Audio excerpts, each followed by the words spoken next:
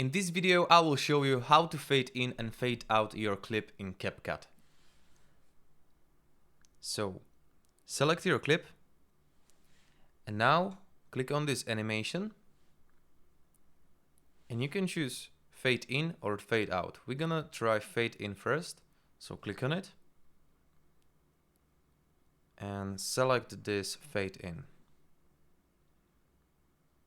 As you can see, it's pretty short, so move it like this and set it up for 5 seconds. Okay, so now as you can see, you get your fade in effect.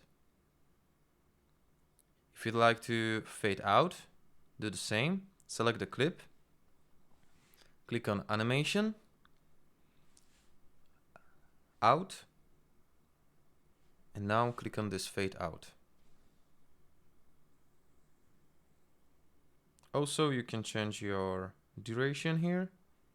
So